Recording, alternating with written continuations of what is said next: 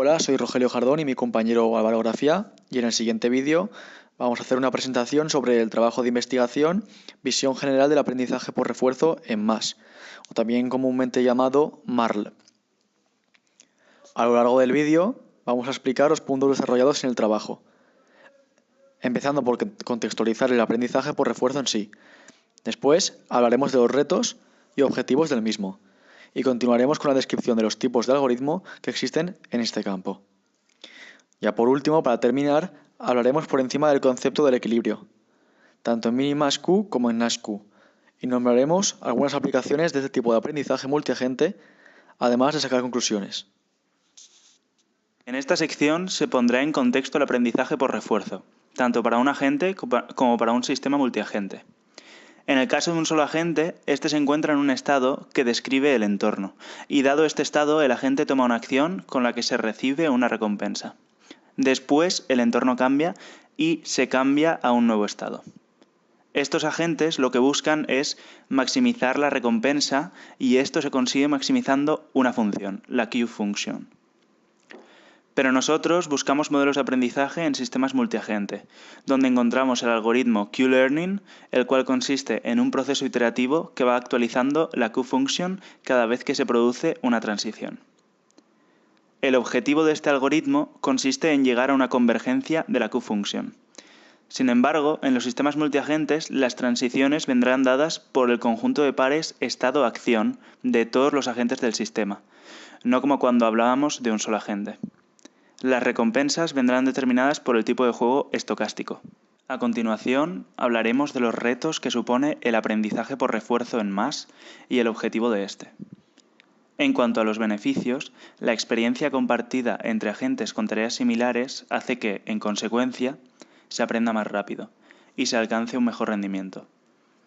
Toda esta experiencia se comparte mediante el uso de la comunicación entre agentes. También se puede transferir esta experiencia con agentes expertos adoptando un rol de profesores enseñando a otros agentes, los cuales son los alumnos, o con agentes con menos experiencia imitando a los más expertos. Respecto a los retos que suponen los sistemas multiagente con aprendizaje por refuerzo, el reto de la dimensionalidad está causado por el crecimiento exponencial del espacio estado-acción en el número de estados y acciones variables. Esto se debe a que los algoritmos básicos del aprendizaje por refuerzo, como por ejemplo el algoritmo Q-Learning, estiman valores para cada estado o par estado-acción posible. Esto lleva a un crecimiento exponencial de su complejidad computacional. Esta complejidad también es exponencial en el número de agentes, porque cada agente añade sus propias variables al espacio conjunto de pares estado-acción. En cuanto a los objetivos del aprendizaje, incorporan por un lado la estabilidad de las dinámicas del aprendizaje del agente y por otro lado la adaptación al comportamiento cambiante de otros agentes. La estabilidad significa básicamente la convergencia a una política estacionaria, es decir, la convergencia al equilibrio. Mientras que la adaptación asegura que el rendimiento se mantiene o se mejora mientras los otros agentes van cambiando de política, y añadir dos características a la adaptación como la racionalidad y el concepto de no regret. Además, hemos de decir que un buen objetivo MARL debe tener ambas dos, es decir, la estabilidad y la adaptación.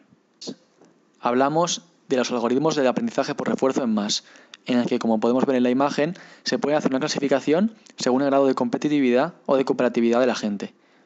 En los algoritmos fully cooperative o totalmente cooperativos, tenemos como objetivo principal maximizar el descuento común, ya que todos los agentes pertenecientes al sistema tienen la misma función recompensa. Sin embargo, esto no siempre ocurre, ya que surgen problemas en la coordinación.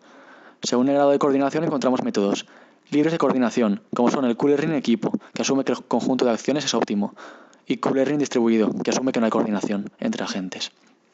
Basados en la coordinación, hacen una selección de acciones que garantizan coordinación, con una Q-function global que se puede descomponer en otras Q-function locales, y luego por último coordinación indirecta, que puede aplicarse para tareas estáticas como son YAL, Joint Action Learners, y tareas dinámicas como el OAL, Optimal Adaptive Learning. En los algoritmos fully competitive tenemos como objetivo minimizar la pérdida máxima generada en el escenario de peor caso de juegos con adversario. Como ejemplo de este tipo de algoritmo ponemos el Minimax-Q, que conseguirá obtener un retorno minimax independientemente de lo que haga el oponente. En los algoritmos de tipo combinado o mixed strategies no hay premisas en cuanto a recompensas, por lo que el objetivo principal es el beneficio personal de la gente. En la mayoría de los casos nos enfrentaremos a tareas estáticas y en ese tipo de métodos tenemos con independencia de agentes, en el que buscaremos la convergencia en cada uno de los estados y basarnos en Q-Learning, pero de una forma diferente al algoritmo Minimax. Con rastreo de agentes, que estima estrategias del resto de agentes, pero así actuar en consecuencia. Como ejemplos tenemos el MetaStrategy o el Fictitious Play. Y por último, de conciencia del agente, en el que buscamos llegar a la convergencia a la vez que nos adaptamos a otros agentes. Como ejemplo tenemos el Awesome y el Wolf-IGA para tareas estáticas y el Wolf-PHC para tareas dinámicas. En esta parte de la presentación se hablará del algoritmo Minimax-Q, teniendo en cuenta el equilibrio de Nash. Además, hablaremos de este y de los problemas que surgen a raíz de él. El algoritmo Minimax-Q es un algoritmo ampliamente usado en los sistemas multiagente con aprendizaje por refuerzo. Este algoritmo es distinto a otros, por ejemplo, el algoritmo Q-Learning, porque define los diferentes Q-values como una función de todas las acciones de los agentes y porque actualiza el valor V, el máximo valor de la Q-function en una acción, con el valor minimax de los Q-values. También encontramos el aprendizaje NashQ, el cual actualiza los valores de V basándose en algún equilibrio de Nash del juego definido por los Q-values. Pero surgen distintos problemas al utilizar el algoritmo NashQ, como por ejemplo que en el mejor de los casos el equilibrio identifica condiciones bajo las cuales el aprendizaje puede o debe parar, o que existe el múltiple equilibrio. En este último punto hablaremos de algunas de las aplicaciones de aprendizaje por refuerzo en sistemas multiagente.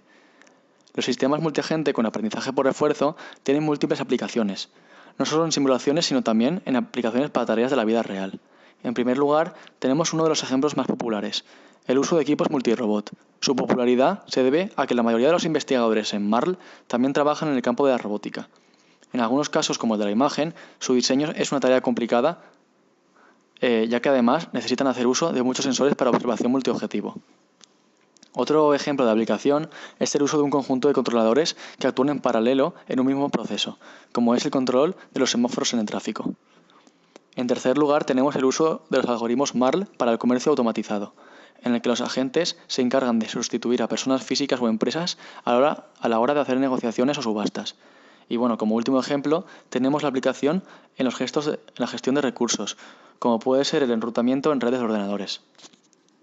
En conclusión, destacar la gran utilidad que tiene el aprendizaje por refuerzo multiagente en diversos campos, como ya hemos visto en el último punto, ya que para determinados negocios o empresas puede ser muy útil hacer uso de sistemas multiagente con este tipo de aprendizaje para sustituir a personas o trabajadores, y así son menos sueldos que tienen que pagar, o para evitar situaciones de atascos en grandes ciudades, como puede ser aplicar Marl en el control de semáforos y tráfico.